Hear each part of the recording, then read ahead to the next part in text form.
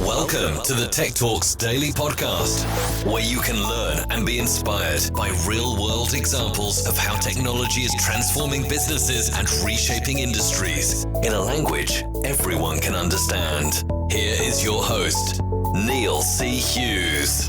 Welcome back to the Tech Talks Daily Podcast. Sorry if your podcast feeds went quiet a few days ago. There were a few gremlins that stopped the scheduled episodes from going live, but I think we're cooking with gas again now, but that might mean you suddenly get 3 or 4 episodes drop at once, so apologies for that.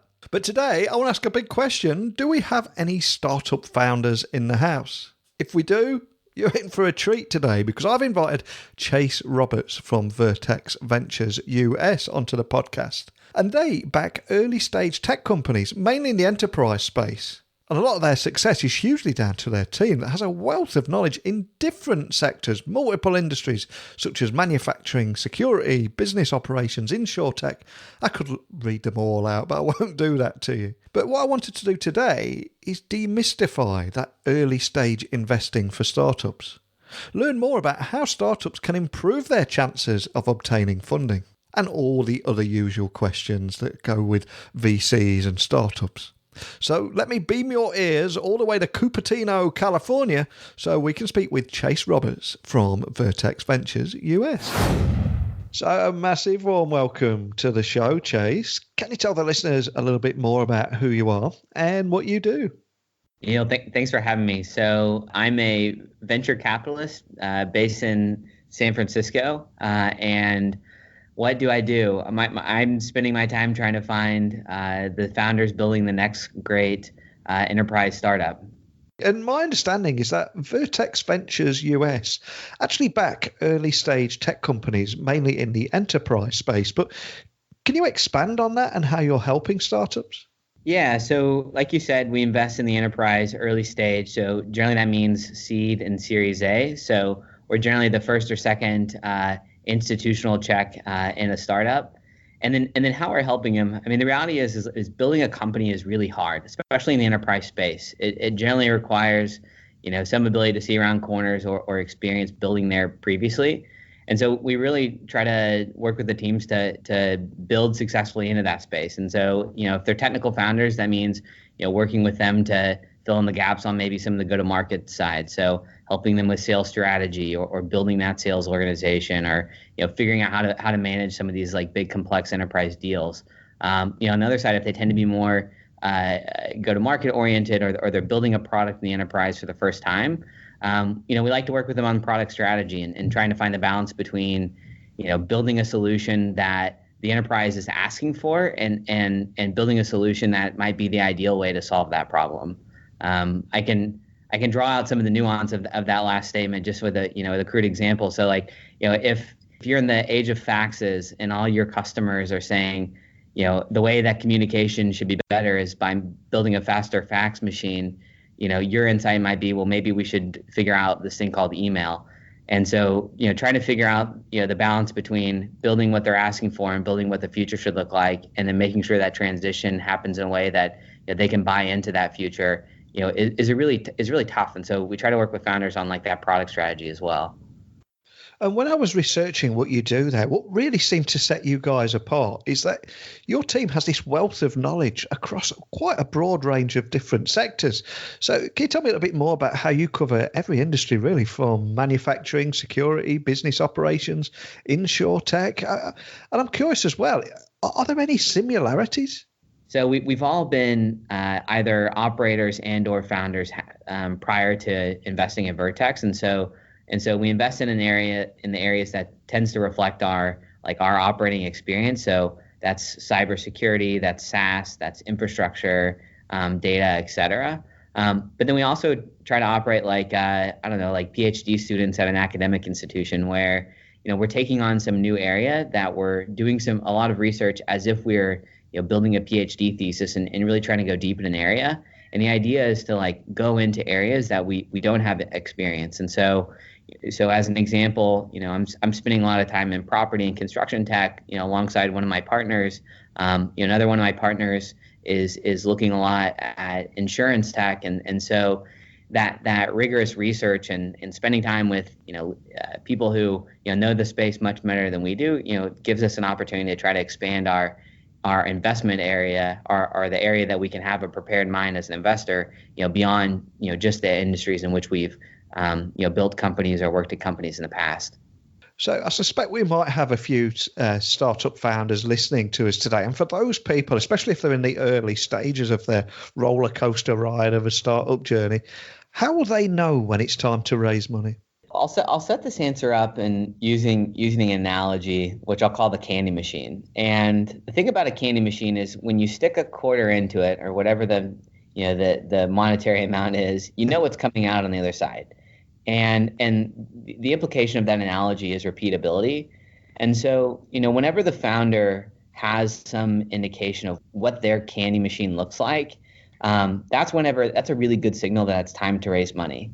The reality is venture capital could very well be thought of as acceleration capital, meaning there's some existing momentum in the business or something existing that's working, and venture capital exists to speed up that which is working.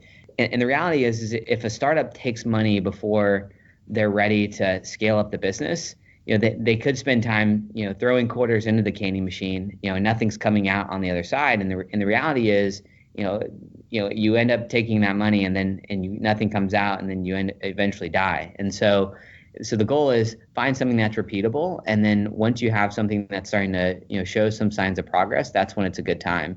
And I would say some other signal that's good is, and this is really a byproduct of that repeatability, is it allows you to reason up to the next set of milestones.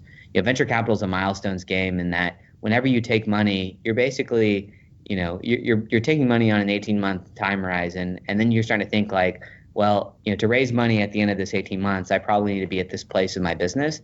And so how can I look at where the business is at today and reason up to that next set of milestones? And so being able to, understand, what your business looks like with additional capital is super important.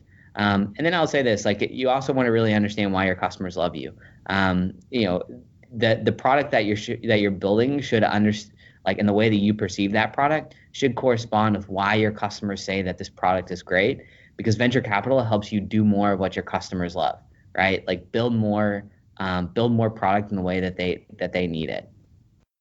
And as a venture capitalist, I'm curious, what do you look for in an early stage investment? And how can startups actually improve their chances of getting funding and making themselves more attractive to VCs? So in the enterprise, one of the things that we really like to see is what I'll describe as founder market fit. And this implies that the founder is building a company that is well suited for them as founders. And the idea is that, having some, you earn secrets and some institutional knowledge about that industry, puts them in a situation where they can see around corners. They're seeing something that no one else is seeing. They're looking at an existing industry and they're saying, everyone is doing X, Y way, and this makes no sense to me, and I think that we should do it differently. Or, the industry is changing in a way that no one else is paying attention to, and we want to go ignite that change. Or perhaps there's new technology that is going to, really evolve how customers experience this industry, and we want to bring forth that technology. And so that founder market fit, their unique perspective or their past experience that matches the problem that they're building is really interesting to us. One that is probably obvious given the last answer is we really like to see repeatability. So, back to the candy machine, we can see that candy machine. We know what happens when they stick the quarter in one side of it and how much candy comes out on the other side. I'll give the generic answer team, but I'll answer it with a little bit more nuance. And so team is obviously super important, on the basis that if you've got a great team, there's a strong chance that they can tackle problems that seem insurmountable and they can run through walls. But there's little things that we care about, is the CEO a good storyteller? And not because we want them to be able to wow us in a presentation, but we want them to be able to wow recruits as they try to draw people into their company, because they're only going to be as good as the people that they can put around them. And so the ability to tell the story of their company and get potential hires excited about the role that they could play in articulating that story and moving that story forward is super important. And then of course, like, within the team, we're paying a lot of attention to the composition. So, is this team better together than they would be independent? That tends to look like someone who has deep product intuition or technical experience building product, and then someone who also has some sort of go-to-market experience, or even just intuition around what it takes to get people to give you money whenever you put a product in front of them. And I'll say this, and it is important that everyone has a role on the teams. Sometimes we'll see founders and founding teams that have people on that team where it's not really clear how that person is accretive to that team. And over the long term, when that company is 10,000 people, yes, that's just one person. But a founder who isn't designating or isn't building a team around them where each person is kind of increasing the overall potential of that team, signals that they're probably not going to be good at making some of those tough decisions where they might have to fire someone in the future. Like, unfortunately, that's part of being a founder, and making those hard decisions comes with the job of being a founder. And so making sure that the founder has that intuition around building the composition of their team is a really good signal. And I'll say, of course, and this is another thing you always hear is we care about market. And maybe the thing that the nuance that I'll draw out on market is there are interesting problems, and then there are interesting markets. And as technologists working in venture capital, it's really easy for us to get excited about new tech. I mean, we're all paying attention to the latest technology trends, where we get excited about any new breakthroughs. But if those breakthroughs don't correspond to a large market or a market expansion opportunity or a market creation opportunity, then it's just cool tech, and that's all that it is. And so we really want to see big markets, exciting markets whenever we're investing. And are there any key metrics that VCs want to see that you can possibly share with us today? Because that's something that they could aim for and have ready when they are approached. It's funny. This is probably the most common question I get asked. Really? At meeting with a founder, and I think it's really a byproduct of having been people who have regularly succeeded in their lives. They want to know what the goal line looks like. So they're like, what's the revenue threshold, or what's the growth threshold I need to be at to raise money from you? And the answer is it's really not that straightforward. It's more so we want to see trends in the business. And so I can answer that in a way that types of things that a founder should be tracking to help us perceive those trends. The first that I would talk about is product value delivered. And so what I mean by that is how I would start by saying, if I'm a founder, what is the value that my product provides? And how do I know when a customer has perceived that value? And so, for example, if I'm building a video streaming company, signing up a new user doesn't imply that user has perceived the value of my product, but video watched would be an indicator that, hey, they are getting to the core of my product. And so I would encourage founders to think about what is the product value delivered metric that signals that their customers are really experiencing their product, and then what's a leading indicator of that. So sticking with the video company example, leading indicator that someone's about to watch a video might be video searches or videos added to a playlist or something like that. And so really trying to extrapolate that in each individual use case is interesting for us, and being able to see that trend over time is something we love to see.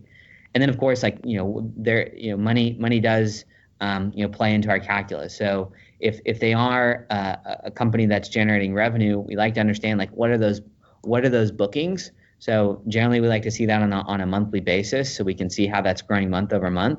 But beyond that, we also care about the leading indicators. So what does the sales funnel look like? Meaning, how many leads are coming into the business? What percentage of those leads are getting to the different stages in the sales cycles, like trials or demos or negotiations, et cetera? And then, of course, what's that lagging indicator revenue? And so being able to see those trends in the business is are some of the things that we really care about. And then lastly, and I would say this is an incomplete description of the metrics we like to see, but these are really good starts.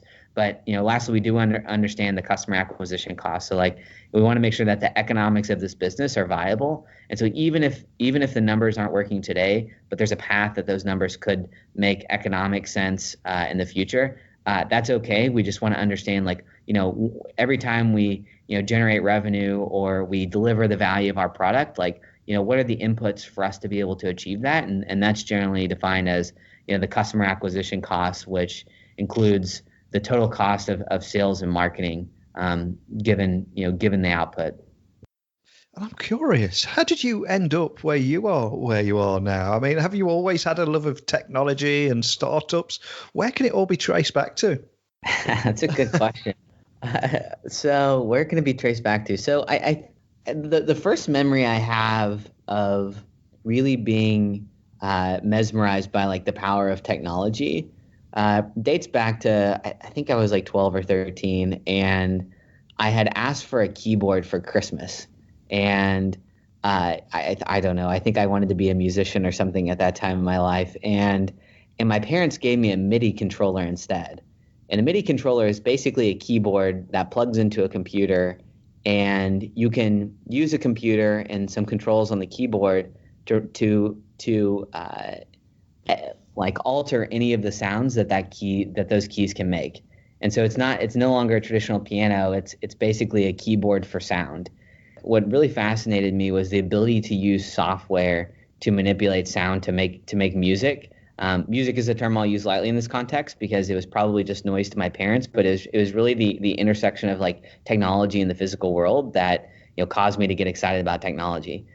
So I'd say that's the first memory I have. What ended up bringing me out to the Valley is I started my career in finance. I was at a private equity and venture capital fund of funds, and then spent some time at an investment bank. And so I was moving a lot of numbers around on spreadsheets. And at the time, I had recently read Clayton Christensen's book, The Innovator's Dilemma, and he talks about concepts that really fascinated me. And I was looking for more content about him or from him on the internet. And I found a video of him speaking at an event for a company called Box.